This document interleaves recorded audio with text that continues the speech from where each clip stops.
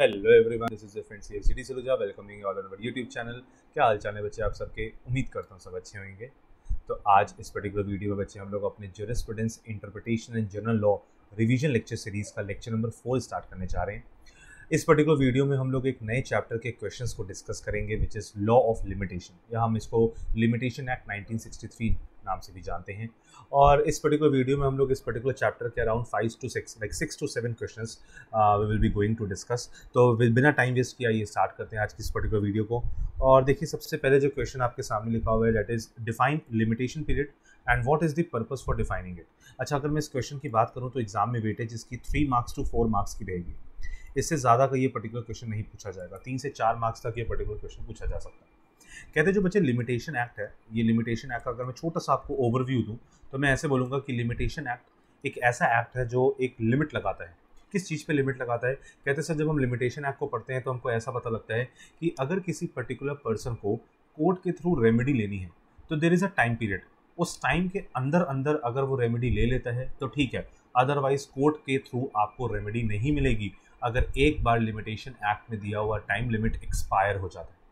कहते हैं limitation act में हर एक पर्टिकुलर एक्टिविटी के लिए, हर एक पर्टिकुलर अपील के लिए, एप्लीकेशन के लिए, सूट के फाइलिंग के लिए अलग अलग केसेस में अलग अलग टाइम लिमिट्स दी हैं इन देयर शेड्यूल।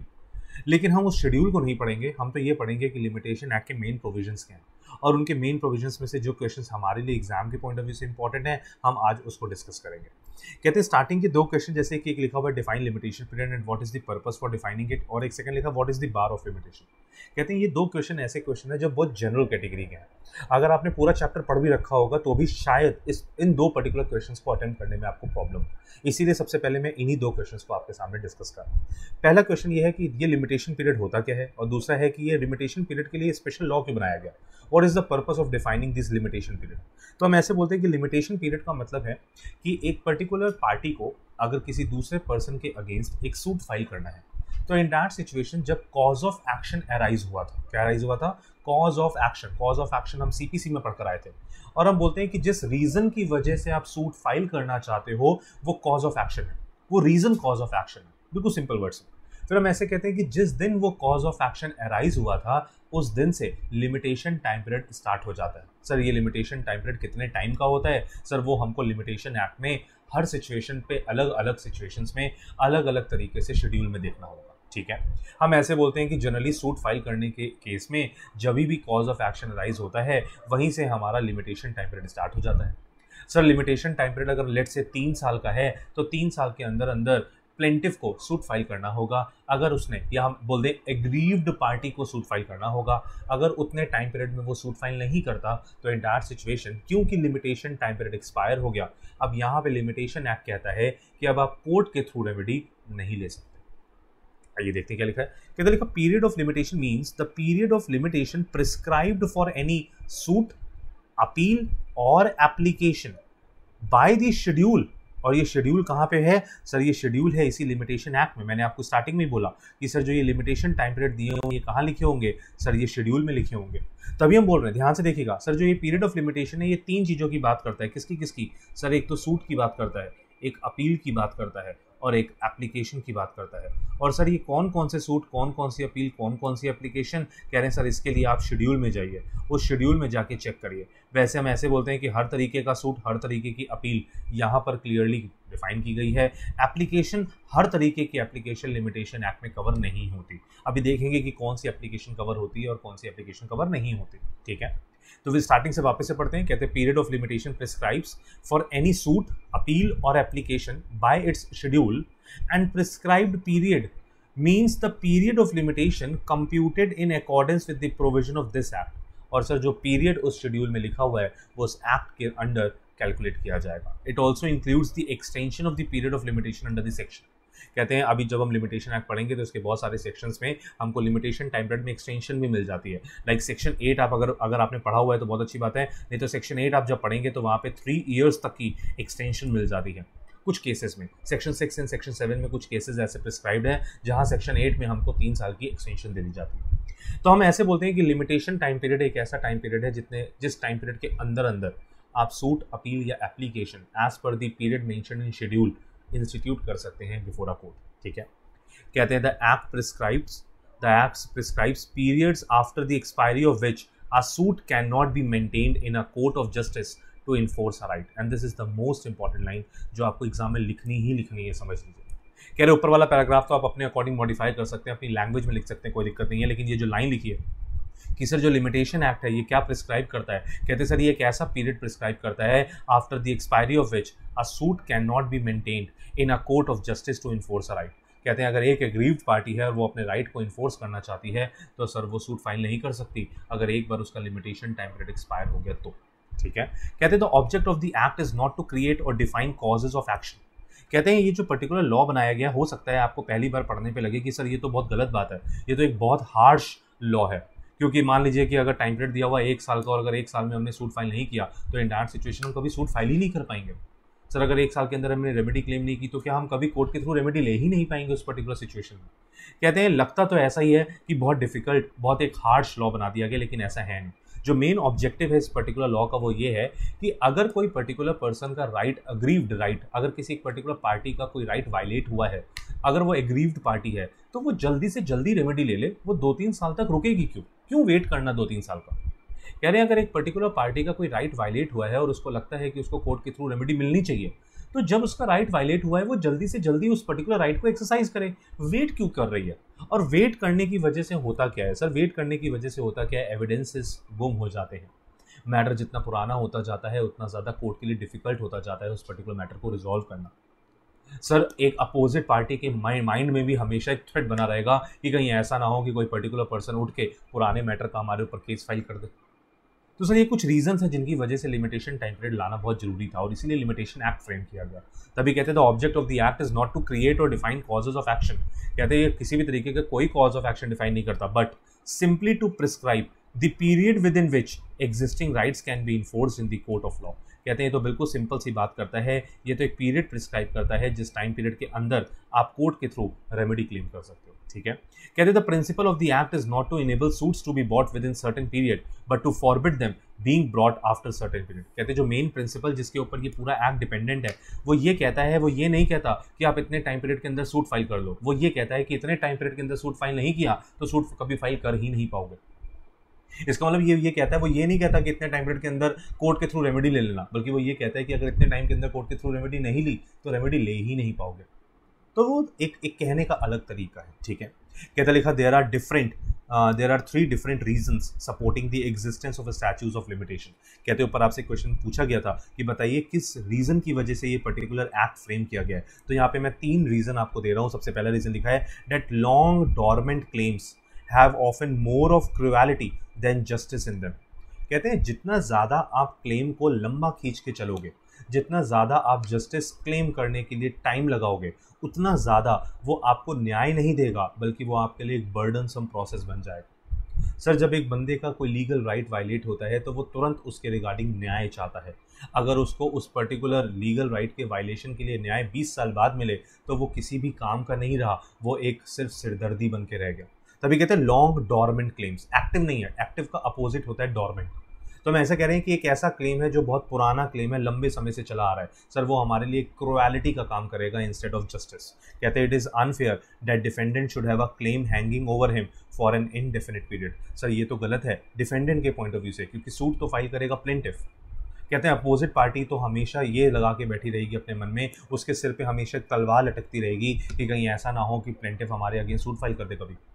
कहते हैं सेकंड नंबर पे लिखा that a defendant might have lost the evidence to dispute the state claim. कहते हैं मान लीजिए कि अगर हम इनडेफिनिट टाइम पीरियड अलाउ कर दें तो इन दैट सिचुएशन जब हम डिफेंडेंट को अपोजिट पार्टी बनाकर कोर्ट में पेश करेंगे और हम डिफेंडेंट से कहेंगे एविडेंस दो, तो देयर में बी अ ग्रेट पॉसिबिलिटी कि इतने लंबे समय के बाद एविडेंसेस डिस्ट्रॉय हो गए हों, एविडेंसेस किसी ने संभाल के ही ना रखे हों। एग्जाम्पल लिखा लॉस और destruction of documents, fading of memory, ध्यान से उतर जाता है कि आज से 10 साल पहले क्या हुआ था।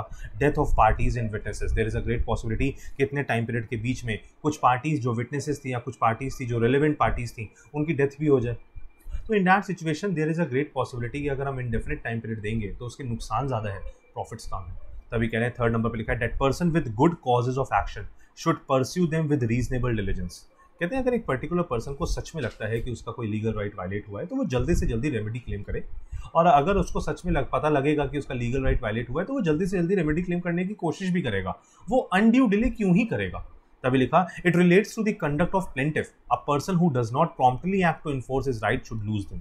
और कहते हैं अगर एक पर्टिकुलर प्लेंटिफ को यह पता है कि उसका लीगल राइट है सूट फाइल करने का, और वो लीगल राइट सूट फाइल करने का एंटरटेन कर भी सकता है बट वो फिर भी नहीं कर रहा, तो ये प्लेंटिफ की गलती है और इस पर्टिकुलर टाइम पीरियड को एक मेंशन कर दिया जाए जिससे कि प्लेंटिफ उतने टाइम में अपनी रेमेडी क्लेम कर ले, अदरवाइज वो अपना राइट इन्फोर्स नहीं कर पाएगा। ठीक है, अच्छा ध्यान से सुनिएगा। कहते जो ये लिमिटेशन एक्ट हमको टाइम पीरियड बताता है ना, से 3 ईयर से 1 ईयर, या अपील के केसेस में हम देखेंगे लीव टू डिफेंड की अपील लगती है जिसमें मिनिमम 10 डेज का टाइम दिया हुआ है, खाली सिर्फ ओनली 10 डेज।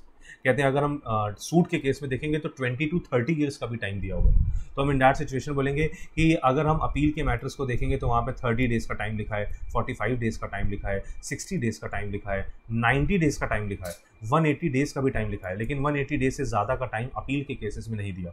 सर जब हम सूट की बात करेंगे तो सूट के केसेस में तो 1 साल भी लिखा है, 3 साल भी लिखा है, 12 साल भी लिखा है, सर कुछ केसेस में तो 20 साल भी है और कुछ में तो 30 साल तक भी टाइम पीरियड दिया हुआ है। तो कहते हैं सर जो ये टाइम पीरियड दिया हुआ है ना, ये इंस्टीट्यूशन ऑफ द प्रोसीडिंग के रिगार्डिंग है। किसके रिगार्डिंग है? Institution of the proceeding. एक बार अगर आपने मैटर को इंस्टीट्यूट कर दिया है कोर्ट के सामने, एक बार आपने एक पर्टिकुलर सूट को अगर कोर्ट के सामने प्रेजेंट कर दिया है, लिमिटेशन एक्ट की रिलेवेंस खत्म हो जाती है। लिमिटेशन एक्ट की रिलेवेंस खत्म हो जाती है। आपने जैसे ही सूट फाइल कर दिया, अपील फाइल कर दी, in that situation limitation act का रोल खत्म। अब जो टाइम लग रहा है वो कोर्ट ले रही है, ना कि लिमिटेशन एक्ट की वजह से वो टाइम लग रहा है। ठीक है, कहते लिखा the doctrine of limitation is based on 2 broad consideration. कहते हैं जो ये लिमिटेशन एक्ट का प्रिंसिपल है ये 2 मेन ग्राउंड्स पे डिपेंडेंट है। पहला, there is the presumption that a right not exercised for a long time is not existent. कहते हैं अगर एक पर्टिकुलर पर्सन का राइट है कि वो सूट फाइल कर सकता है लेकिन वो अपना राइट एक्सरसाइज ही नहीं कर रहा है एक लंबे समय तक, दिस मीन्स कि उसका वो राइट है ही नहीं, वो राइट अपना वेव ऑफ कर चुका है। Law comes to the assistance of the vigilant and not of the sleepy. कहते हैं लॉ सिर्फ उसी की हेल्प करने के लिए है जो पर्टिकुलर पर्सन उस लॉ की हेल्प लेना चाहता है, ना कि हम ऐसे बोलते हैं एक एक्टिव पर्सन के लिए लॉ हेल्प कर सकता है, एक स्लीपी एक लेजी पर्सन के लिए लॉ हेल्प नहीं कर सकता। Second, an unlimited and परपीचुअल threat of litigation creates insecurity and uncertainty. कह रहे हैं अगर किसी के दिमाग में हमेशा ये बात बनी रहे कि ये तो कभी भी हमारे अगेंस्ट सूट फाइल कर सकता है, तो सर वो प्रॉपरली एफिशिएंटली वर्क ही नहीं कर पाएगा, और ऐसा इन्वायरमेंट क्रिएट करना हमेशा अपोजिट पार्टी के लिए गलत होगा। That is some kind of limitation is essential for public order and peace. और इसीलिए हम बोल रहे हैं कि पब्लिक में एक पीसफुल इन्वायरमेंट बना रहे, एक प्रॉपर मैनर में वर्किंग हो सके, इसके लिए लिमिटेशन टाइम पीरियड प्रिस्क्राइब करना जरूरी है। तो this was the first question जो आपके लिए बहुत इंपॉर्टेंट क्वेश्चन था, जिसका आंसर लिखने में मेरे को लगता है like majority of the students को प्रॉब्लम होती होगी, इसीलिए मैंने आपको इसको सबसे पहले एक्सप्लेन किया। ठीक है, now coming upon the second question of what is the bar of limitation. Sir ये रिस्ट्रिक्शन है क्या? आइए देखते हैं क्या लिखा है। कहते हैं subject to the provisions contained in section 4 to section 24। ये सेक्शन 4 to सेक्शन 24 हम बाद में पढ़ेंगे। इस क्वेश्चन में हम मेजरली सेक्शन 3 को एक्सप्लेन करेंगे। अगेन ये पर्टिकुलर क्वेश्चन 3 से 4 मार्क्स के बीच की वेटेज रखता है। ठीक है, कहते हैं हम यहाँ पे कौन सा सेक्शन एक्सप्लेन करने जा रहे हैं? सेक्शन 3। कहते हैं सेक्शन 3 क्या कहता है? सर सेक्शन 3 ये कहता है कि अगर आपने लिमिटेशन टाइम पीरियड के अंदर सूट अपील एप्लीकेशन फाइल नहीं की, तो इन दैट सिचुएशन अगर एक बार लिमिटेशन टाइम पीरियड एक्सपायर हो गया, फिर आपके पास कोर्ट के थ्रू लीगल राइट इन्फोर्स करने का राइट खत्म हो जाएगा। अब आप कोर्ट से कोई रेमेडी नहीं ले पाओगे। कहते देखो लिखा है subject to the provisions of section 4 to 24। कहते हैं ऑल्दो सेक्शन 4 और 24 में अगर कोई और बात देखी होगी तो हम उसको फॉलो करेंगे, लेकिन अभी उसको छोड़ देते हैं। कहते हैं सब्जेक्ट टू द प्रोविजन, हम ऐसे भी कहते हैं कि उनको कंसिडर करने के बाद छोड़िए। एवरी सूट, ध्यान से पढ़िएगा, every suit instituted, appeal preferred and application made. तो हर एक पर्टिकुलर वर्ड के लिए अलग नाम लिखा गया। जैसे यहाँ पे लिखा सूट हम इंस्टीट्यूट करते हैं, इसको नाम दूसरा नाम भी देते हैं इंस्टीट्यूशन ऑफ सूट। ठीक है, कहते हैं appeal is preferred, appeal is preferred and application is made. तो कहते हैं subject to the provisions of application is made. कहते हैं subject to the provisions of section 4 to 24। कहते हैं सेक्शन 4 से लेकर 24 के सारे सेक्शंस को पढ़ने के बाद every suit is instituted, appeal is preferred, application is made. ध्यान से, after the prescribed period shall be dismissed although limitation has not been set up as a defence. इसका मतलब क्या है? Although limitation has not been set up as a defence. कहते हैं अगर मान लीजिए कि एक मिस्टर एक्स हैं और इन्होंने एक सूट फाइल किया मिस्टर वाई के अगेंस्ट। ठीक है sir, limitation time period expire हो चुका है और उसके बाद मिस्टर एक्स सूट फाइल कर रहे हैं।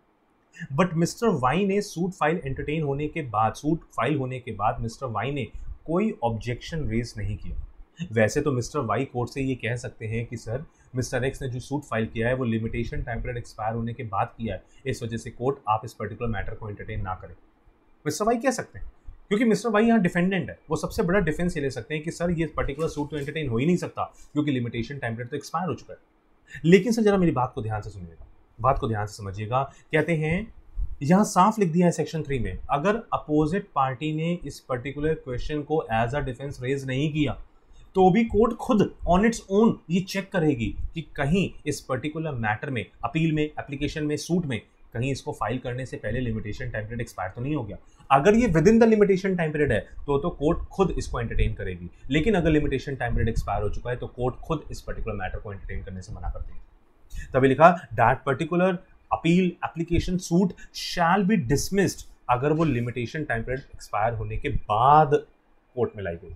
ठीक है, कहते हैं section 3 is not an independent section. कहते हैं सेक्शन 3 अपने आप में इंडिपेंडेंट सेक्शन नहीं है, ये डिपेंडेंट है और अदर प्रोविजंस पे जो सेक्शन 4 से लेकर 24 तक है। कहते हैं section 3 is not an independent section in its operation and effect but it is controlled by the provision section 4 to 24। बिल्कुल ठीक बात है। कहते लिखा the court has no discretion or inherent power to condone the delay. कहते हैं court के पास कोई राइट नहीं है कि एक बार अगर एक particular matter limitation time period expire होने के बाद आए तो भी उसको वो एंटरटेन करे।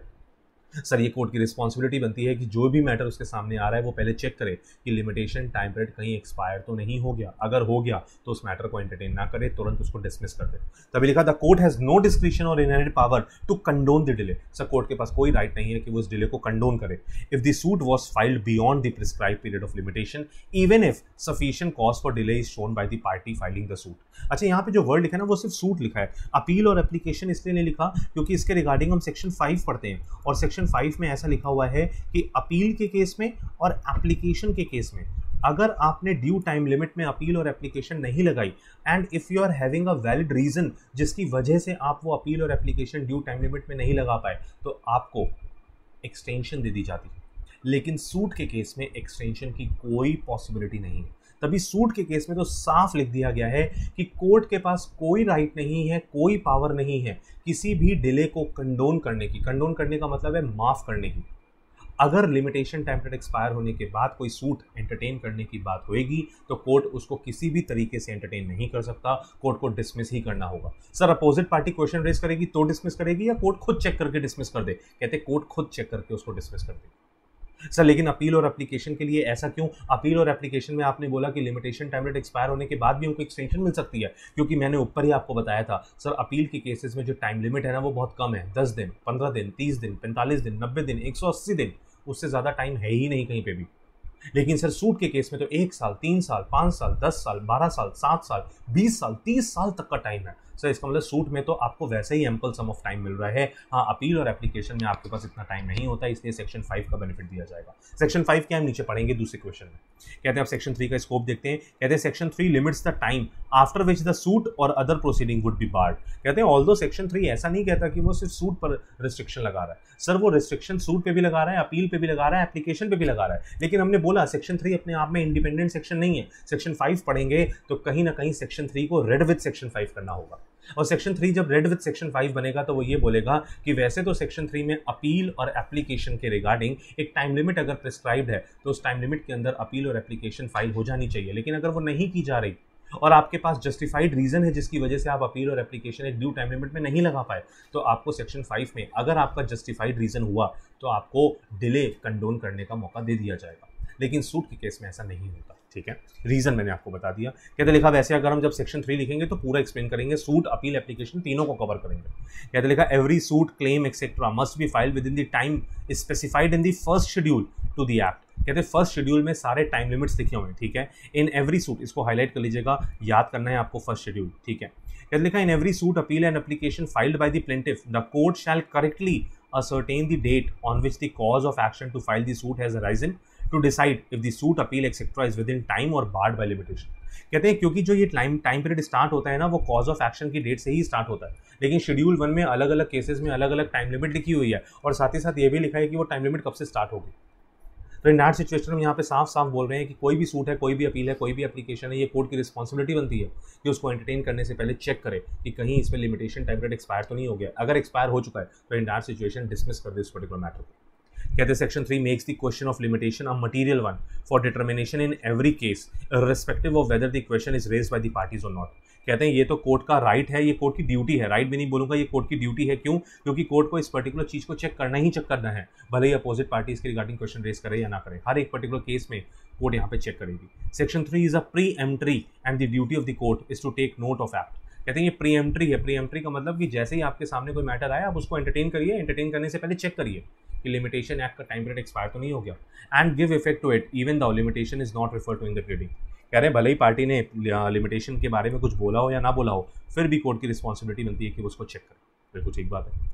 अब आता है एक बहुत इंपॉर्टेंट क्वेश्चन, बहुत इंपॉर्टेंट, जो आपके शायद मॉड्यूल में भी कवर नहीं है बट फिर भी एग्जाम में पूछा जा सकता है। सर इसकी 4 to 5 मार्क्स तक की वेटेज है। ऊपर वाले दोनों क्वेश्चन की तो 3 to 4 मार्क्स थी, यहाँ पे 4 to 5 मार्क्स मैंने लिखा है।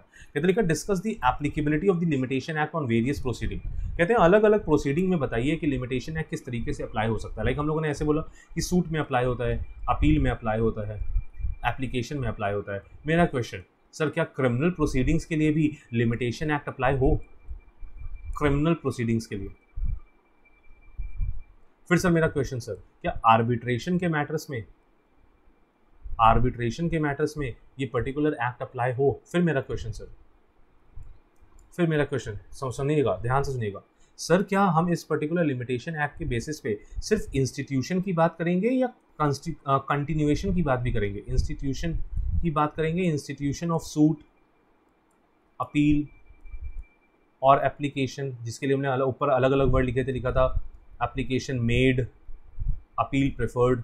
क्या सर फिर हम सब सिर्फ और सिर्फ स्टार्टिंग पॉइंट पे लिमिटेशन एक्ट को देखेंगे या कंटिन्यूएशन ऑफ द सूट में भी देखेंगे? मैं ऊपर ऑलरेडी आपको ये बात बता चुका हूँ। फिर उसके बाद सर जब हम अपना फंडामेंटल राइट सेक्शन 32 रिट का, सर जो हमारा फंडामेंटल राइट है सेक्शन 32 में कि हम सुप्रीम कोर्ट में जा सकते हैं डायरेक्ट अगर हमारा कोई फंडामेंटल राइट वायलेट हो रहा है bye filing a writ petition, क्या वहाँ पर भी लिमिटेशन एक्ट अप्लाई होगा? ये कुछ क्वेश्चन है मेरे, इन्हीं का आंसर आपको इस पर्टिकुलर क्वेश्चन में देना है। तभी देखो लिखा है, कहते हैं वैसे तो लिखा है the act applies to all suits and appeals and certain applications, mark करिएगा, certain applications specified in the articles of the act. Articles मतलब जैसे एक शेड्यूल में लिखा हुआ है, ठीक है। शेड्यूल में तो टाइम पीरियड लिखा हुआ था, आर्टिकल्स में लिखा है कि कौन कौन सी एप्लीकेशंस यहाँ कवर होती हैं। सर हम ध्यान से सुनिएगा, अभी नीचे पढ़ेंगे एप्लीकेशन के बारे में क्या लिखा है, और पढ़ ही लेते हैं पहले।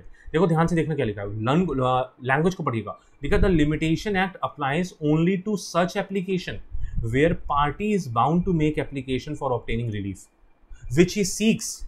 ध्यान से देखिएगा, कहते हैं लिमिटेशन एक्ट खाली उन एप्लीकेशंस पर अप्लाई होगा जिन एप्लीकेशन को फाइल करने की बाउंडेशन इज अपॉन द पार्टी।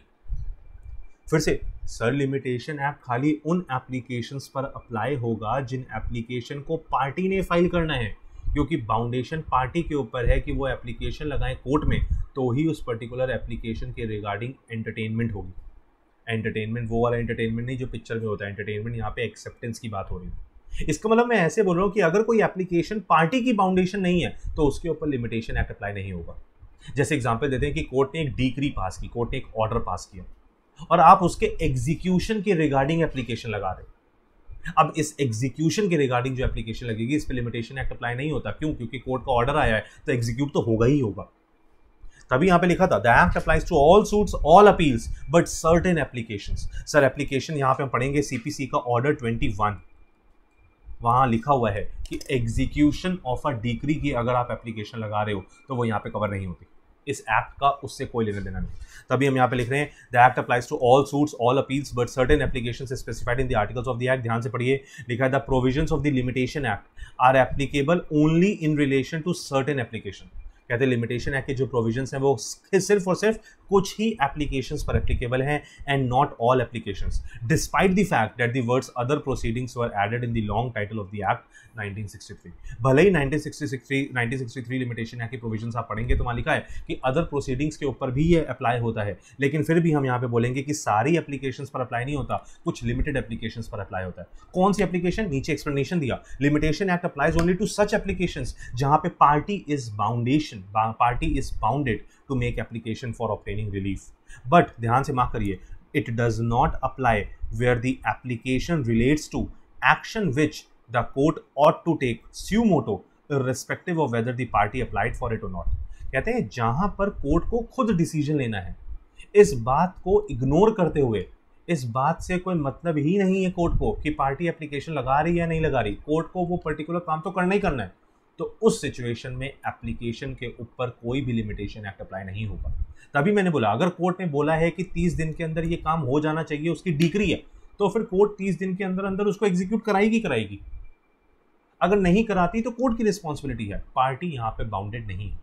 तभी हम लोगों ने बोला ऐसी एप्लीकेशन जिनको लगाना पार्टी की खुद की बाउंडेशन है उस पर तो लिमिटेशन एक्ट अप्लाई होगा। लेकिन अगर कोई एप्लीकेशन ऐसी है जिसमें कोर्ट खुद स्यू मोटो अपना डिसीजन लेगा, स्यू मोटो का मतलब खुद लेगा, पार्टी उसको नहीं बताएगी, तो इन दैट सिचुएशन उस पर लिमिटेशन एक्ट अप्लाई नहीं होगा। अब हम लोग कैटेगरी वाइज एक एक करके देखते हैं कि किन के ऊपर लिमिटेशन एक्ट अप्लाई होता है और किन के ऊपर नहीं होता। कहते हैं limitation act not applies limitation act only applies to institution of proceedings and not to their continuation. मैंने नॉट पहले कंटिन्यूएशन के लिए बोल दिया, लेकिन ऐसा नहीं है, मैं ऐसे बोल रहा हूँ इंस्टीट्यूशन ऑफ प्रोसीडिंग। पहली बार मैटर को इंस्टीट्यूट कराने के लिए लिमिटेशन एक्ट अप्लाई होता है। एक बार मैटर इंस्टीट्यूट हो गया, अब उसकी कंटिन्यूएशन के ऊपर लिमिटेशन एक्ट अप्लाई नहीं होता।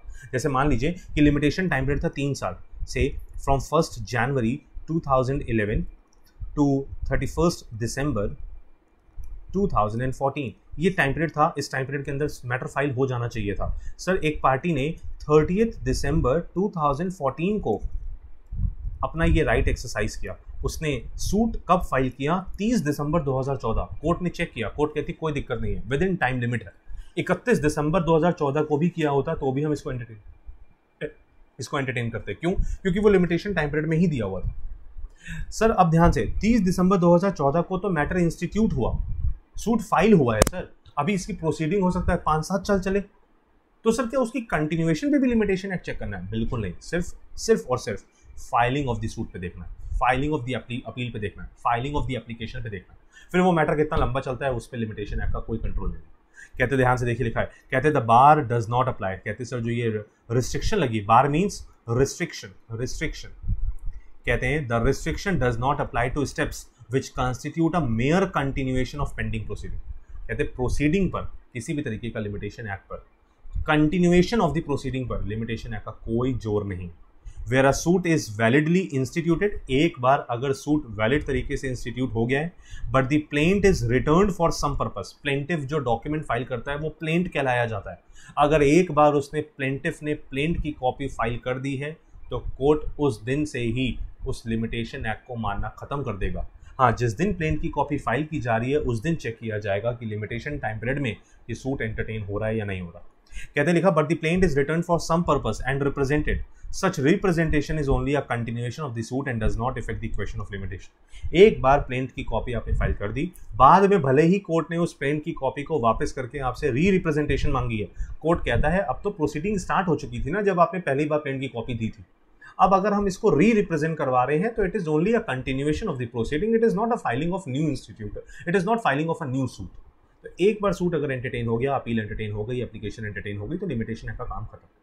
कहते हैं application for a final decree, कह रहे हैं फाइनल ऑर्डर देने के लिए आपने एप्लीकेशन लगाई है, तो सर फाइनल ऑर्डर से पहले हियरिंग्स हुई होंगी, तो फाइनल ऑर्डर के रिगार्डिंग आप एप्लीकेशन अगर लगा रहे हो तो ये कंटिन्यूएशन ऑफ प्रोसीडिंग ही है, ये कोई इंस्टीट्यूशन नहीं है। तभी लिखा है application for a final decree in a suit for partition is not governed by any provision of limitation act as the final decree proceeding is a continuation of the suit. ठीक है sir, clear हो गया, हमको समझ में आ गया कि sir जो लिमिटेशन एक्ट है ये सिर्फ और सिर्फ स्टार्टिंग की इनिशियल फाइलिंग पर अप्लाई होता है, कंटिन्यूएशन पर अप्लाई नहीं होता। सेकंड नंबर सर, क्या लिमिटेशन एक्ट क्रिमिनल प्रोसीडिंग्स पर अप्लाई होता है? बिल्कुल नहीं होता। क्यों? क्योंकि यहाँ पे साफ क्लियर कट बोला गया है सर क्रिमिनल मैटर्स में जो ऑफेंसेज होते हैं वो सीरियस नेचर के क्राइम होते हैं। मान लो हमने ऐसे लिख दिया कि अगर किसी ने किसी का मर्डर किया है तो जो मर्डरर है उसके अगेंस्ट अगर क्राइम प्रूफ करना है तो आपके पास 6 साल का टाइम है, लिमिटेशन टाइम पीरियड दे दिया जाए 6 साल। अब मर्डर करेगा क्या? मर्डर करने के बाद 6 साल तक अंडरग्राउंड हो जाएगा, छुप जाएगा, और जब 6 साल खत्म हो जाएंगे तब सबके सामने आ जाएगा और वो क्या बोलेगा, अब तो 6 साल हो चुके हैं, लिमिटेशन टाइम पीरियड एक्सपायर हो चुका है, कोर्ट अब इस मैटर को एंटरटेन नहीं कर सकती। तो बताओ ये तो गलत हो जाएगा। इसका मतलब क्रिमिनल मैटर्स के ऊपर लिमिटेशन एक्ट अप्लाई नहीं होता unless and until clear cut specifically mention ना किया जाए। ठीक है, कहते लिखा the limitation act does not apply to criminal proceedings unless it is made applicable to them by express provision. कहते हैं अगर किसी क्रिमिनल प्रोसीडिंग में मान लो लिमिटेशन टाइम पीरियड दिया भी है तो क्लियर कट मेंशन करना होगा, अगर क्लियर कट मेंशन नहीं है तो क्रिमिनल प्रोसीडिंग्स पर लिमिटेशन एक्ट अप्लाई नहीं होता। कहते हैं the reason is that, simple सा रीजन है कि इनके ऊपर क्यों नहीं अप्लाई होता। The reason is that it is undesirable that person who have been guilty of serious crimes should be free from the reach of the long arms of the law after a few years time. कहते हैं ये तो बिल्कुल गलत होगा कि एक particular person जिसने सीरियस क्राइम किया है वो कानून के हाथों से बच के निकल जाए just because of the reason कि उसको कानून ने लिमिटेशन टाइम पीरियड बताया हुआ है और उस लिमिटेशन टाइम पीरियड में वो कोर्ट के सामने नहीं आया, इस वजह से उसको बख्श दिया जाए। ये गलत है, साफ लिखा हुआ है अगर ऐसा अलाउ किया जाए तो criminals would hide themselves for few years in order to become immune from prosecution. कहते हैं अगर ऐसा अलाउ किया जाए तो क्रिमिनल करेंगे क्या, क्राइम करने के बाद छुप जाया करेंगे for a certain time period, और जब लिमिटेशन टाइम पीरियड एक्सपायर हो जाएगा तब सबके सामने आ जाएंगे। तो ये तो गलत है सर। क्या लिखा, there is no limitation generally for filing a complaint of a criminal offence unless a penal law creating the offence prescribes any period within which the complaint has to be made in respect thereof. कहते हैं वैसे तो criminal complaint file करने की कोई limit नहीं है, कोई टाइम लिमिट नहीं है, लेकिन फिर भी जब आप आईपीसी और सीआरपीसी पढ़ेंगे तो वहाँ पे आपको सीआरपीसी पढ़ते समय लिमिटेशन टाइम पीरियड जरूर मेंशन किया जाएगा। कुछ केसेस में, क्रिमिनल केसेस में भी लिमिटेशन टाइम पीरियड प्रिस्क्राइब किया गया है, तो जिन केसेस में प्रिस्क्राइब किया गया है वहाँ तो लिमिटेशन टाइम पीरियड जब एक्सप्रेसली बताया गया है तो उसको फॉलो करेंगे, अदरवाइज अदर क्रिमिनल प्रोसीडिंग्स पर वो अप्लाई नहीं होगा। ठीक है, कहते फिर लिखा है सर क्या लिमिटेशन एक्ट फंडामेंटल राइट्स और रिट पिटीशन पे भी अप्लाई होता है। फंडामेंटल राइट है आर्टिकल 32। आर्टिकल 32 हमसे साफ कहता है कि अगर आपका कोई फंडामेंटल राइट वायलेट होता है तो लोअर कोर्ट में जाने की जरूरत नहीं है, डायरेक्ट सुप्रीम कोर्ट आ जाइएगा। कहता लिखा था supreme court has made it clear, साफ साफ सुप्रीम कोर्ट ने बोला that no period of limitation can be prescribed for a person aggrieved by the state action challenging such an action as violating fundamental rights and filing a writ petition under article 32। कहते हैं supreme court ने clear cut यहाँ पे बोला है कि अगर भी किसी भी पर्टिकुलर पर्सन का कोई भी फंडामेंटल राइट वायलेट होता है तो उसके अगेंस्ट कोई लिमिटेशन एक्ट का टाइम पीरियड एप्लीकेबल नहीं है, वो जब चाहे तब अपना article 32 is also a fundamental right कि हम सुप्रीम कोर्ट में जाके रेमेडी क्लेम कर सकते हैं अगर हमारा किसी ने भी फंडामेंटल राइट वायलेट किया है तो। ठीक है, कहते हैं क्या आर्बिट्रेशन प्रोसीडिंग्स में, इसका मतलब तीन चीजें हम लोगों ने पढ़ ली अभी तक कि फाइलिंग ऑफ द सूट पर लिमिटेशन एक्ट एप्लीकेबल है, कंटिन्यूएशन पर एप्लीकेबल नहीं है। दूसरे नंबर पे सर क्रिमिनल प्रोसीडिंग्स पर ये लिमिटेशन एक्ट एप्लीकेबल नहीं होता।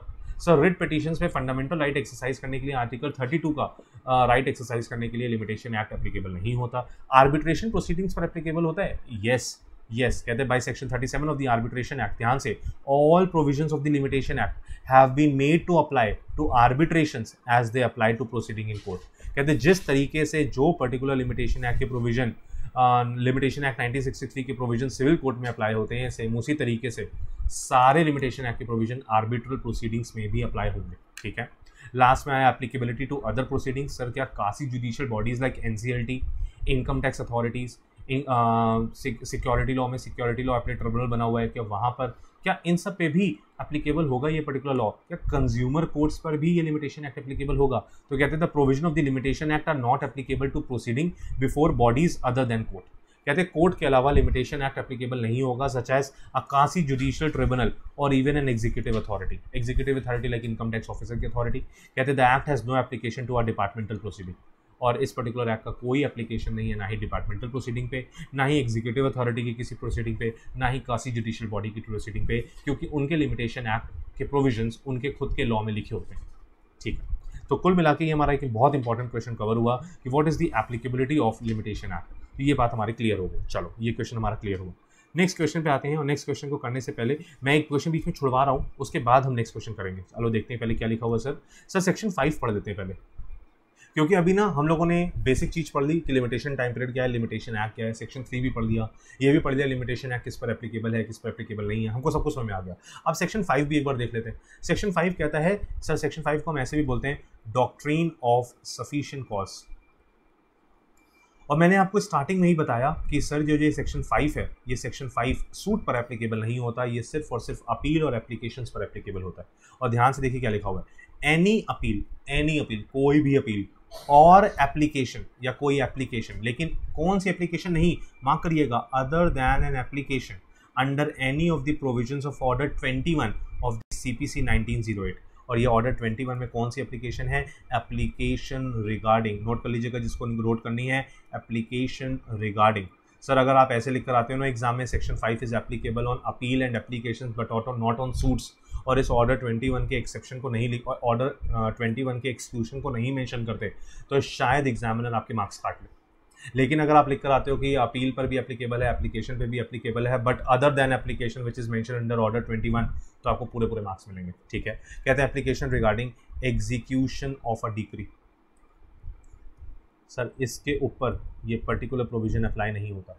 ठीक है, हम ऐसे बोल रहे हैं एनी अपील और application but other than which application which is mention under order 21। कौन सी मैंने आपको बता दिया ध्यान से। कहते हैं एनी अपील और application may be admitted after the prescribe period. ध्यान से लिखा है, शैल बी एडमिटेड नहीं लिखा, मे भी लिखा है। मे का मतलब यहाँ पे ये है कि कोर्ट की डिस्क्रिप्शन होगी। अगर डिले की जस्टिफाइड रीजन दोगे और कोर्ट को लगता है कि आपका डिले जस्टिफाइड रीजन की वजह से हुआ है तो कोर्ट आपके उस पर्टिकुलर अपील और एप्लीकेशन को टाइम लिमिट एक्सपायर होने के बाद भी एंटरटेन कर लेगी, अदरवाइज नहीं करेगी। तभी वर्ड लिखा मे, लिखा है एनी अपील और application may be admitted after the prescribe period if the appellant और द एप्लीकेंट, एपिलेंट यूज हुआ है अपील के लिए, एप्लीकेंट यूज हुआ है एप्लीकेशन के लिए, if he or she satisfied the court that he had sufficient cause, mark करिए sufficient cause for not preferring the appeal or making within such period. बहुत अच्छी बात है सर, हमने पूरी चीज हिंदी में सुनी हुई थी, हमने इसको अंग्रेजी में भी पढ़ लिया, हमको समझ में आ गया सर। ठीक है, ध्यान से देखिएगा क्या लिखा। कहते हैं देखा द फैक्ट दैट अपिलेंट और applicant was misled by an order, practice or judgment of the High Court in ascertaining or computing the prescribed period may be a sufficient cause within the meaning of this section। कहते हैं ये एक example के तौर पे आपको यहाँ पे दिया हुआ है कि सर अगर कोई पर्टिकुलर एपिलेंट या एप्लीकेंट ये कहता है कि सर उस मिसलेड कर गया था, सर कोई ऑर्डर आया था जो मिसलीडिंग ऑर्डर था, सर उसमें गलत डेट्स लिखी हुई थी, सर ऑर्डर आया था उसमें लिखा हुआ था 60 दिन के अंदर अपील कर सकते हो, लॉ में लिखा था 30 दिन की अपील, सर हम कंफ्यूज हो गए, हम 60 दिन को फॉलो कर रहे थे, इस वजह से हमने 45th डे पे अपील फाइल कर दी। कोर्ट कहती है लॉ में तो वैसे 30 डेज लिखा है लेकिन क्योंकि ऑर्डर में 60 डेज लिखा था और आपने 45th डे पे फाइल कर दी अपील, कोई बात नहीं, हम इसको एंटरटेन कर लेते हैं। कह रहे हैं अगर कोई मिसलीडिंग एक्टिविटी हो जाती है due to any order, due to any practice which is followed in a court, due to any judgment of the high court, तो इन आर सिचुएशन हम उस पर्टिकुलर डिले को एंटरटेन कर लेंगे। इसका मतलब हमसे क्वेश्चन ये पूछा जा रहा है कि कौन कौन से ऐसे केसेस हैं। देखो ऊपर लिखा हुआ है स्टेट सर्टेन केसेस, अभी मैंने तभी क्वेश्चन नहीं पढ़ाया था क्योंकि मैंने पहले आपको सेक्शन 5 पढ़ा दिया। कहते हैं ऐसे कौन कौन से केसेस है, कुछ केसेस को प्रिस्क्राइब करिए which can be treated as sufficient cause and which some cases which can not be treated as sufficient cause. तो कुछ को सफिशिएंट बोलेंगे, कुछ को नॉन सफिशिएंट बोलेंगे। आइए देखते हैं कौन कौन से केसेस को सफिशिएंट बोले और कौन कौन से केसेस को नॉन सफिशिएंट बोले।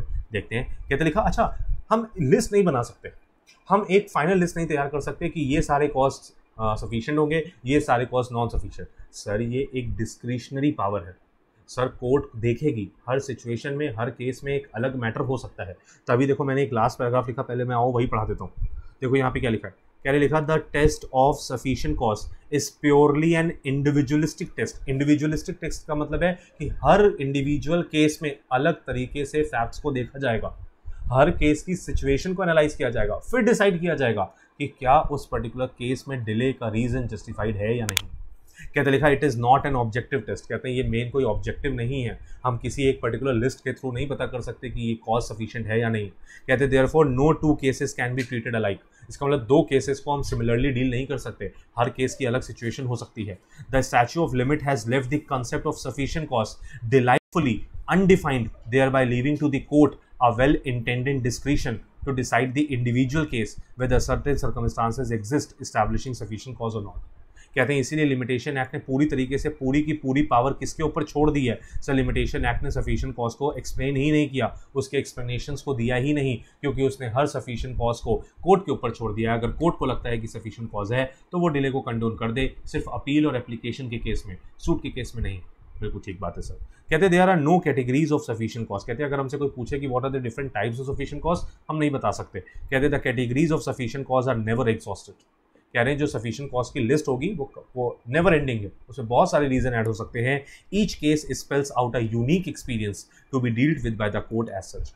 कहते हैं हर केस एक अलग एक्सपीरियंस लेकर आता है और हर केस में अलग फैक्ट्स हो सकते हैं जिसके बेसिस पे आप डिसाइड करते हो कि वो एक पर्टिकुलर कॉज सफिशिएंट कॉज है या नहीं। ठीक है सर। अब हम कुछ एग्जाम्पल्स को देखते हैं और इन एग्जाम्पल्स को देखने के बाद देखेंगे कि सर क्या ये पर्टिकुलर एग्जाम्पल सफिशिएंट कॉज में फिट बैठेगा या ये पर्टिकुलर एग्जाम्पल नॉन सफिशिएंट माना जाएगा। पहले लिखा wrong practice of the high court.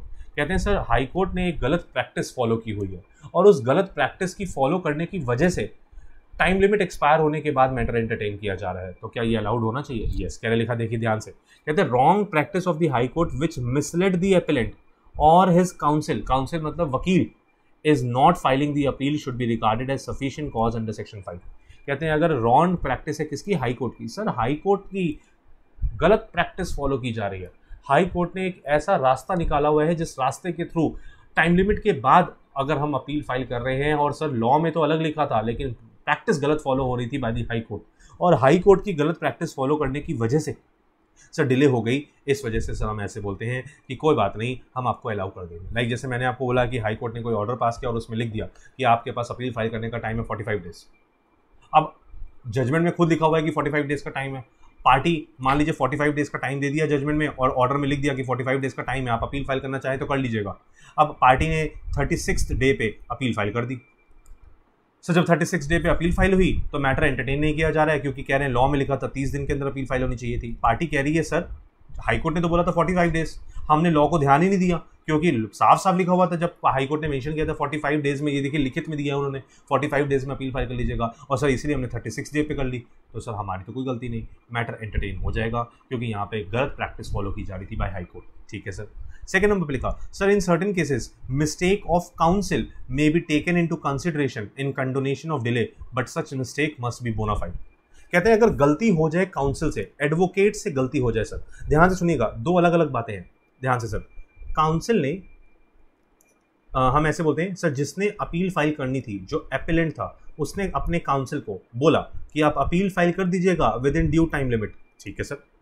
Sir council ने एक बेयर एक्ट खोला, उस बेयर एक्ट को पढ़ा, उस बेयर एक्ट को पढ़ने के बाद उसने उस बेयर एक्ट में पढ़ने के बाद देखा कि अपील फाइल करने का टाइम है 30 डेज। चलिए 30 डेज को भी हम हटा के 60 डेज ले लेते हैं। अपील फाइल करने का टाइम है 60 डेज। काउंसिल ने उस पर्टिकुलर बेयर एक्ट पे पूरी तरीके से रिलाई किया। ठीक सर। कहते हैं 60 डेज का टाइम था, इस वजह से काउंसिल ने 50th डे पे अपील फाइल कर दी। सर जब अपील फाइल की 50th डे पे, तो कोर्ट ने, अपीलेट अथॉरिटी ने इस अपील को एंटरटेन करने से मना कर दिया, क्योंकि वहां पे वो बोला गया कि आपके पास अपील फाइल करने का टाइम था 45 डेज और आप तो 50th डे पे आए हो, सर आपको तो डिले हो गई है, हम आपके मैटर को एंटरटेन नहीं करेंगे। काउंसिल कह रहा है सर रुकिए रुकिए रुकिए, ये बेयर एक्ट देखिए, इस बेयर एक्ट में साफ लिखा हुआ है कि मैं 60 दिन के अंदर अपील फाइल कर सकता हूँ। कोर्ट कहती है ओहो हो, काउंसिल से गलती हो गई, ये बेयर एक्ट आउटडेटेड था, बेयर एक्ट गलत, बेयर एक्ट काउंसिल जो था वो गलत बेयर एक्ट पे रिलाई कर रहा था। सर ये बेयर एक्ट, हम ऐसे तो नहीं बोलेंगे आउटडेटेड हो गया था, बट हम ऐसे बोलेंगे कि ये बेयर एक्ट में मिस प्रिंटिंग हो गई थी, जिसकी वजह से ऐसा हो गया। अलाउ किया जाए, ये से अलाउ कर दिया जाए। फिर सर दूसरा केस बताते हैं, सर ध्यान से सुनिएगा, एक नया केस बताते हैं। नए केस में आएंगे तो दूसरा एग्जाम्पल दूंगा। देखिए क्या लिखा है। सर मिस्टर एक्स थे, मिस्टर एक्स के एक वकील हैं, मिस्टर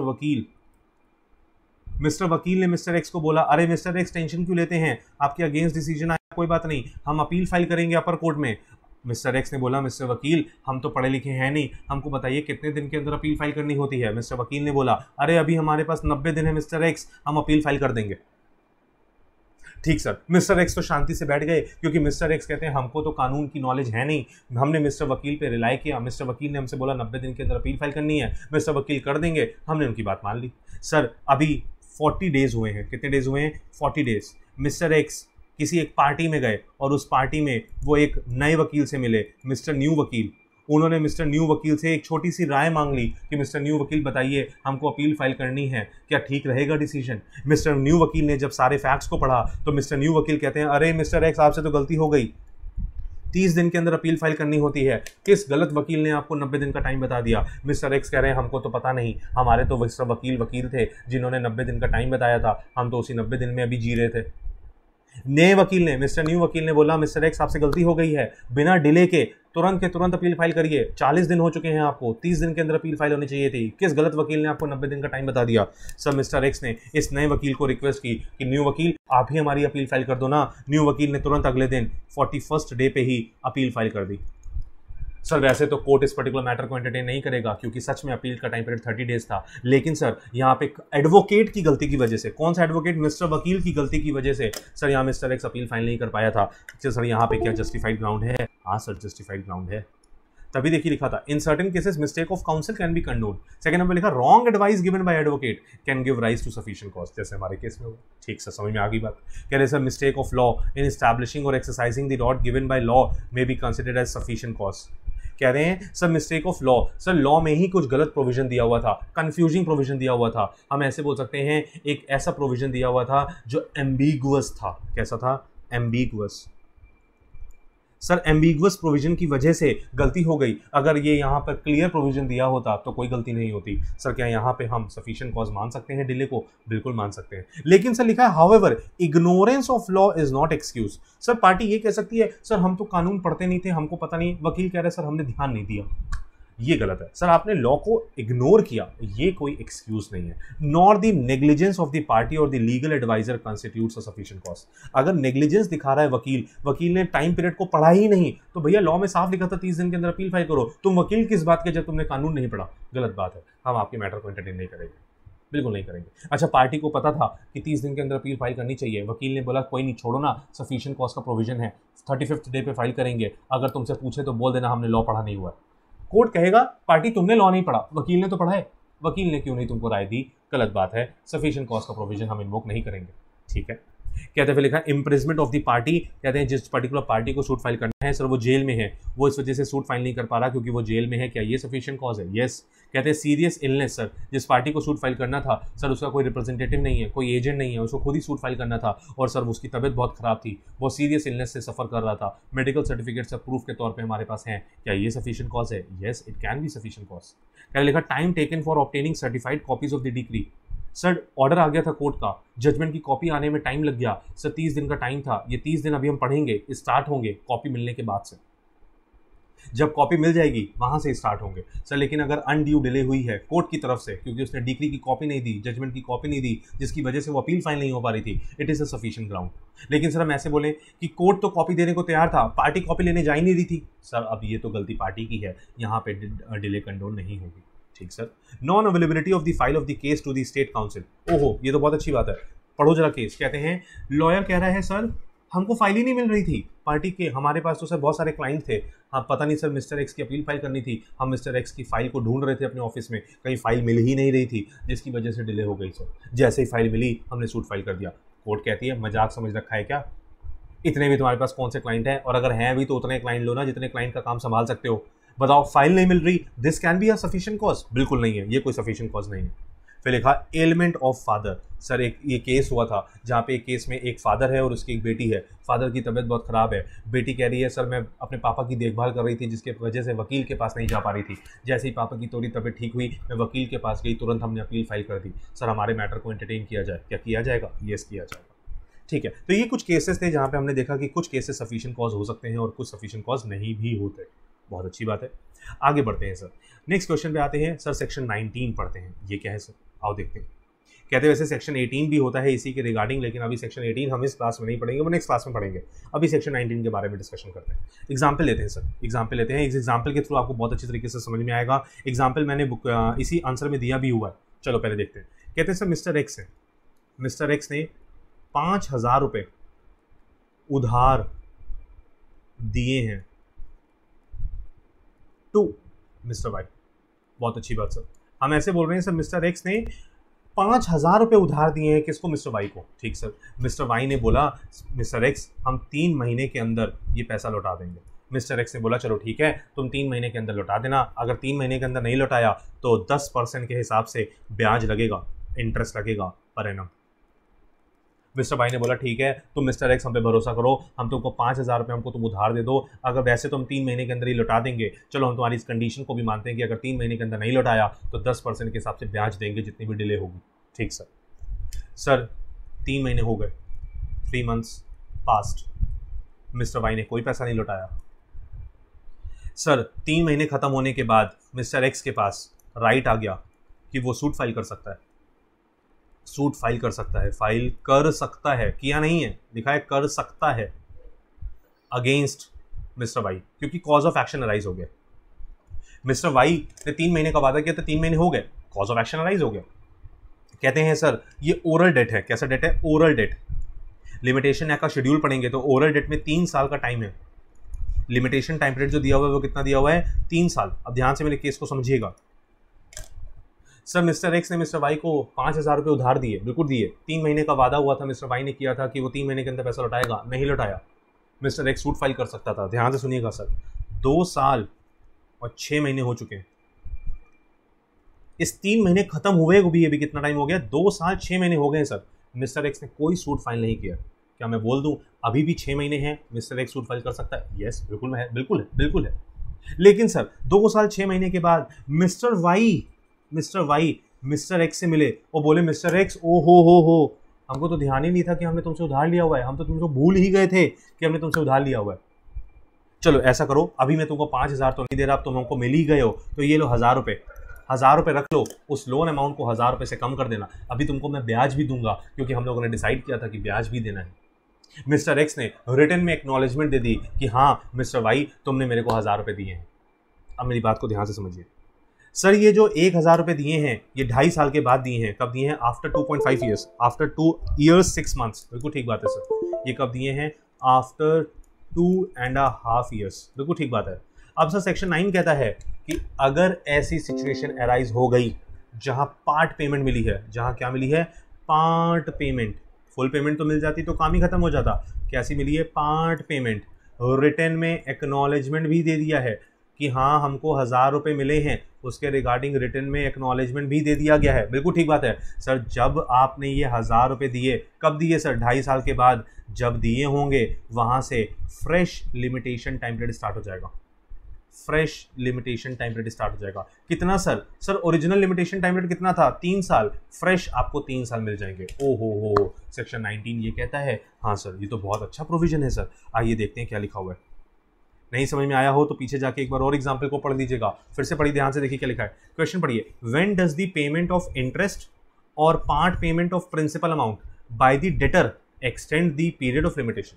ऐसी कौन सी सिचुएशन है सर अगर एक पर्टिकुलर पार्टी अपना इंटरेस्ट पे कर दे, हम ऐसे बोले सर डेटर अपना इंटरेस्ट पे कर दे। सर अच्छा मेरे क्वेश्चन में बताइएगा, who is mister x, debtor है या क्रेडिटर? ध्यान से देखिएगा, मिस्टर एक्स ने 5,000 रुपये उधार दिए मिस्टर वाई को। बच्चे ध्यान से क्वेश्चन समझना, कंफ्यूज ना होना। सर 3 महीने के बाद पैसा किसने लेना है? सर मिस्टर एक्स ने लेना है। किससे लेना है? मिस्टर वाई से। मिस्टर एक्स के लिए मिस्टर वाई कौन है? सर मिस्टर एक्स के लिए मिस्टर वाई उनके डेटर हैं। लेकिन सर मिस्टर वाई के लिए मिस्टर एक्स कौन है? सर क्रेडिटर है। इसका मतलब 3 महीने के बाद पेमेंट किसने करनी है? डेटर ने करनी है टू क्रेडिटर। बिल्कुल ठीक बात है। आओ देखो क्वेश्चन में भी ये लिखा है सर, लिखा when does the payment of interest or part payment of principal amount by debtor extend the period of limitation. Payment की है डेटर ने टू क्रेडिटर, या तो प्रिंसिपल अमाउंट का पार्ट पेमेंट पे किया है या इंटरेस्ट की पेमेंट की है।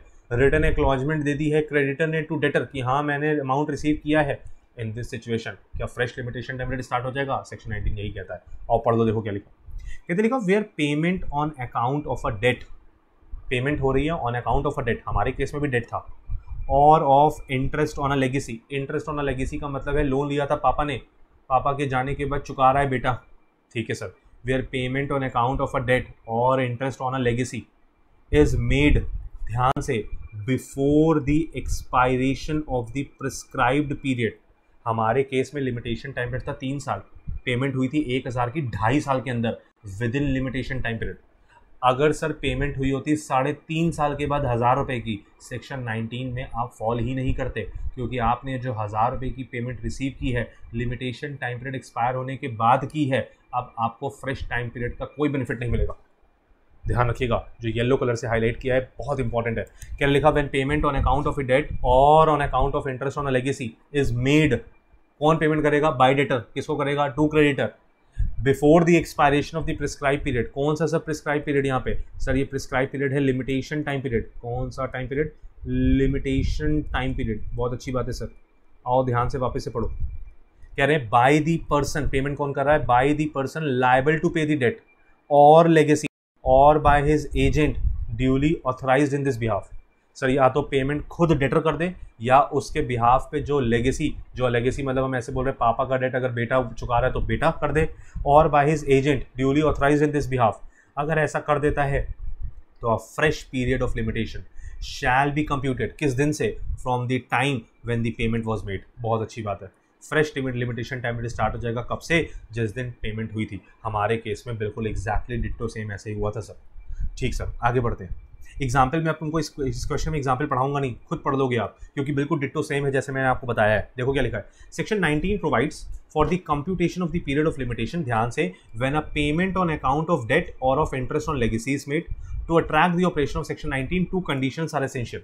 कहते हैं सर सेक्शन 19 समझ में तो आ गया, फ्रेश टाइम पीरियड का बेनिफिट दे देता है, लेकिन सर दो कंडीशन फुलफिल होनी जरूरी है। पहली कंडीशन बहुत इंपॉर्टेंट जो ऊपर हाईलाइट की थी, the payment must be made with in the prescribe. Sir जो पेमेंट आ रही है ना, भले वो पार्ट पेमेंट आ रही है, भले वो ब्याज का पैसा आ रहा है, सब वो लिमिटेशन टाइम पीरियड एक्सपायर होने से पहले आ जाए। सर जिस दिन आएगा उस दिन से फ्रेश टाइम पीरियड स्टार्ट हो जाएगा। ठीक sir. Secondly, it must be acknowledgement by some form of writing. बहुत इंपॉर्टेंट पॉइंट है, मैंने आपको एग्जाम्पल में ये बात बताई थी। सर जो पेमेंट आ रही है उसके रिगार्डिंग रिटन एक्नॉलेजमेंट भी देनी होगी, either in hand writing of a pair himself. Sir या तो एक्नॉलेजमेंट साइन करे खुद डेटर और साइंड बाय हिम, या तो वो खुद करे या उसके बिहाफ पे उसका ऑथराइज्ड एजेंट साइन करे। If there is no acknowledgement, क्योंकि अगर एक एक्नॉलेजमेंट ना आई तो इन दैट सिचुएशन कोई बेनिफिट नहीं मिलेगा सेक्शन 19 का। एक्नॉलेजमेंट मस्ट है। The payment by itself is of no avail, कह रहे हैं अगर एक्नॉलेजमेंट नहीं है तो इस सेक्शन का बेनिफिट नहीं मिलेगा। A written or signed acknowledgement is the only mode of proof of the payment. Sir ये सिर्फ और सिर्फ रिटन एक्नॉलेजमेंट ही प्रूफ ऑफ द पेमेंट। ठीक सर। सर अगर मैं ऐसे बोलूं कि मिस्टर वाई ने हमारे केस में मिस्टर एक्स को 2.5 ईयर्स के बाद चेक दे दिया 1000 रुपये का, 2.5 ईयर्स के बाद कैश नहीं दिया, चेक दे दिया 1000 रुपये का। सर क्या चेक देना भी हम मान लें कि ये एक पेमेंट है? सर अगर चेक तो ऑनर हो गया, अगर चेक ऑनर हो गया तो हम मान लेंगे कि सेक्शन 19 फुलफिल हो गया। लेकिन अगर चेक डिसऑनर हो गया तो हम ऐसे मानेंगे कि जैसे कि डेटर ने कभी पेमेंट की ही नहीं थी। जब पेमेंट की ही नहीं तो सेक्शन 19 आएगा ही नहीं। तो देखो लिखा है, where a cheque is signed by the debtor and addressed to the creditor in part payment of the principal and the cheque is honoured, तो कोई बात नहीं, सेक्शन 19 इज कंप्लाइड विद। अगर डेटर ने क्रेडिटर को कैश में payment नहीं दी, चेक दे दिया, कोई बात नहीं, बिल्कुल ठीक है, हम सेक्शन 19 को फुलफिल मान लेंगे। लेकिन if the cheque is dishonoured, मान लो चेक डिसऑनर हो गया, तो limitation would not be saved. अब लिमिटेशन एक्ट आपको सेक्शन 19 का कोई बेनिफिट नहीं देने वाला, as it is not a valid payment nor it is a acknowledgement of the debt within the meaning of this section. बहुत अच्छी बात है, क्लियर हो गया बच्चे, हमको सेक्शन 5 भी क्लियर होगा। अब अपने लास्ट क्वेश्चन पे आते हैं, जो इस पर्टिकुलर वीडियो का लास्ट क्वेश्चन है, इसके बाद हमारा ये पर्टिकुलर वीडियो कंप्लीट हो जाएगा, विच इज सेक्शन 12। सेक्शन 12 कहता है लिमिटेशन टाइम पीरियड को कंप्यूट कैसे करोगे, what will be the basis of computation of limitation time period. बहुत सिंपल क्वेश्चन है, ध्यान से देखिएगा। कहते हैं कितने मार्क्स की वेटेज रखता है? सर 5 से 6 मार्क्स की वेटेज रख लेता है, 4 मार्क्स में भी पूछा जा सकता है, बट 4, 5, 6 इसी के बीच में ऊपर नीचे आएगा। कहते देखा, mention in brief the provision relating to computation of period of limitation under limitation act. कहते हैं section 12 of the limitation act provides the provision regarding computation of period of limitation. ध्यान से सुनिएगा सर, जैसे मेरे केस में मैं ऐसे बोलता हूँ कि 1 जनवरी 2011 को मिस्टर एक्स ने मिस्टर वाई को पेमेंट की थी 5000 रुपये की, अभी अभी पढ़ कर आए थे, बिल्कुल सर। फिर लिखा सर 3 महीने के बाद बोला था मिस्टर वाई ने कि हम आपको पैसा लौटा देंगे। सर ये 3 महीने कब खत्म होंगे? कहते हैं 1 जनवरी 2011 से 1 महीना 1 फरवरी 2011, दूसरा महीना 1 मार्च 2011, तीसरा महीना 1 अप्रैल 2011। अब मेरा क्वेश्चन ध्यान से सुनिएगा सर, 1 अप्रैल तक मिस्टर वाई पेमेंट कर सकता है टू मिस्टर एक्स, बिल्कुल सही बात है सर।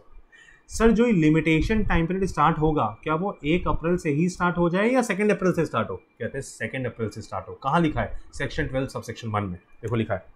कहते लिखा in case of any suit, any appeal, any application, ध्यान से, the period of limitation is to be computed exclusive of the day on which the time begins to run. Sir 1 April 2011 को exclude कर देना, 1 April 2011 की रात 12 बजे के बाद से 00 आवर्स में आपका नया टाइम पीरियड स्टार्ट हो जाएगा। ठीक बात है।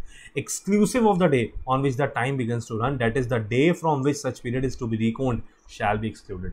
सर जो दिन है उसको खत्म होने दीजिए, 2 तारीख से आप लिमिटेशन टाइम पीरियड को क्या कर दीजिएगा, स्टार्ट कर दीजिएगा। बहुत अच्छी बात है सर, समझ गए सर, समझ गए। सेक्शन 2 सेक्शन 3 को पढ़ लेते हैं, section 12 sub section 2 sub section 3 को पढ़ लेते हैं। दोनों बिल्कुल सेम है, एक फर्क दिया हुआ है, ध्यान से देखिएगा। इन computing the period of limitation for an appeal, sir appeal के केस में अगर आप पीरियड ऑफ लिमिटेशन काउंट कर रहे हैं तो, or an application for leave to appeal, अगर आप कोर्ट में एप्लीकेशन लगा रहे हैं कि आपको अपील फाइल करने का राइट एक्सरसाइज करने का मौका दिया जाए, और फॉर रिवीजन की एप्लीकेशन सीपीसी में पढ़ी थी आपने, or for review of a judgment, कह रहे हैं हम ऐसे भी बोल सकते हैं application for review of judgment, और या फिर application for review of judgment. कह रहे हैं अगर आप ध्यान से पीरियड ऑफ लिमिटेशन काउंट कर रहे हैं किस किस चीज़ के लिए, 4 चीज़ें लिखी हैं, अपील के लिए, सूट के लिए नहीं लिखा, अपील के लिए, application for leave to appeal के लिए, application for revision of judgment के लिए, application for review of judgment के लिए। तो the day on which judgment complained of was pronounced, कहते हैं जिस दिन जजमेंट पास हुई है उसको एक्सक्लूड कर देना, and the time requisite for obtaining a copy of the decree, sentence or order appealed from, या जिस दिन आप जिस डिक्री या ऑर्डर के अगेंस्ट अपील फाइल कर रहे हो, या जिस डिक्री या ऑर्डर के अगेंस्ट रिवीजन पिटीशन फाइल कर रहे हो, या जिस डिक्री या ऑर्डर के अगेंस्ट रिव्यू पिटीशन फाइल कर रहे हो, जब तक उसकी कॉपी नहीं मिल जाती तब तक लिमिटेशन टाइम पीरियड स्टार्ट नहीं होगा। फिर से मेरी बात को सुनना सर सेक्शन 12 सब सेक्शन 2 4 चीज़ों की बात करता है, अपील की बात करता है, application to leave and appeal की बात करता है, रिव्यू ऑफ जजमेंट की बात करता है, रिवीजन ऑफ जजमेंट की बात करता है, और वो साफ कहता है जिस दिन जजमेंट आई है उस दिन को छोड़ दो। जिस दिन जजमेंट पास हुई है, लाइक 1 जनवरी 2011 को पास हुई है, 1 जनवरी 2011 से लिमिटेशन टाइम पीरियड स्टार्ट नहीं होगा, सेकंड से होगा। साथ ही साथ जिस ऑर्डर के अगेंस्ट, जिस डिक्री के अगेंस्ट अपील फाइल कर रहे हो, जिस ऑर्डर डिक्री के अगेंस्ट रिवीजन पिटीशन फाइल कर रहे हो, जिस ऑर्डर डिक्री के अगेंस्ट रिव्यू पिटीशन फाइल कर रहे हो, जब तक उसकी कॉपी नहीं मिल जाती तब तक लिमिटेशन टाइम पीरियड स्टार्ट नहीं होगा। सर जजमेंट आ गई थी 1 जनवरी को, 1 जनवरी को तो वैसे ही इंक्लूड नहीं करना था, 2 जनवरी से लिमिटेशन टाइम पीरियड स्टार्ट हो सकता था। सर जब हम अपील फाइल करने गए तो पता लगा कि पहले डिक्री की कॉपी लगाओ, डिक्री की कॉपी आपको मिल रही है 9 जनवरी को, अब 1 तारीख को जजमेंट आई थी, 9 तारीख को कॉपी मिल रही है, ये 1 से लेकर 9 तारीख तक का टाइम पीरियड काउंट नहीं होगा for the purpose of computation of limitation time period. समझ में आ गई? हाँ सर आ गई। सेकंड नंबर पे आते हैं, सबसे सेक्शन 12 सब सेक्शन 3 पढ़ते हैं। सर ये क्या कहता है, ध्यान से देखिएगा, लिखा है where a decree or order is appealed from और सॉट टू बी रिवाइज्ड और रिव्यूड। सर कह रहे हैं एक डिक्री और ऑर्डर है जिसके अगेंस्ट आप अपील फाइल करना चाहते हो, या कोई रिवीजन पिटीशन लगाना चाहते हो, या कोई रिव्यू पिटीशन लगाना चाहते हो, और where an application is made for leave to appeal from a decree or order, ध्यान से, the time requisite for obtaining a copy of the judgment shall be excluded. Sir अगर आपको जजमेंट की copy मिलने में टाइम लग जाता है तो जितना टाइम लग जाता है उतना टाइम लिमिटेशन टाइम पीरियड के लिए काउंट नहीं होगा। सर ऊपर और नीचे वाले में फ़र्क क्या है, ध्यान से देखिएगा, ऊपर लिखा था टाइम जो लग रहा है for obtaining the copy of the decree, sentence or order, यहाँ पे लिखा है sir time requisite for obtaining the copy of the judgment. Word mark कर लीजिए, यहाँ डिक्री, सेंटेंस और ऑर्डर की बात हो रही है, यहाँ कॉपी ऑफ द जजमेंट की बात हो रही है। दोनों में डिफरेंस है, क्योंकि डिक्री और ऑर्डर ये तो प्रीलिमिनरी डिक्री भी हो सकती है, ऑर्डर इंटरलोकेटरी ऑर्डर भी हो सकता है, इंटरिम ऑर्डर भी हो सकता है, जरूरी थोड़ी ना है कि ये फाइनल ही है। लेकिन सर जो जजमेंट होती है ये फाइनल होती है, ये नॉट फाइनल भी हो सकती है, बिल्कुल हो सकती है सर, ठीक बात है सर। 4th नंबर पे आते हैं सर, सेक्शन 12 सब सेक्शन 4 पे आते हैं, कहते लिखा था time required for obtaining a copy of the award. Sir ये आर्बिट्रल मैटर्स हैं, अगर आर्बिट्रेशन के बाद हम बात करें, जैसे हम आर्बिट्रेशन में ऐसे बोलते हैं if you are not satisfied with the arbitral award, तो सेक्शन 34 में आप सेट असाइड उस आर्बिट्रल अवार्ड को सेट असाइड करने के लिए कोर्ट में एप्लीकेशन लगा सकते हो। लेकिन सेक्शन 34 में कोर्ट में एप्लीकेशन लगाने के लिए पहले आपके पास आर्बिट्रल अवार्ड की कॉपी होनी चाहिए। जब तक आर्बिट्रल अवार्ड की आपको कॉपी नहीं मिलेगी तब तक लिमिटेशन टाइम पीरियड स्टार्ट नहीं होगा। क्लियर है सर?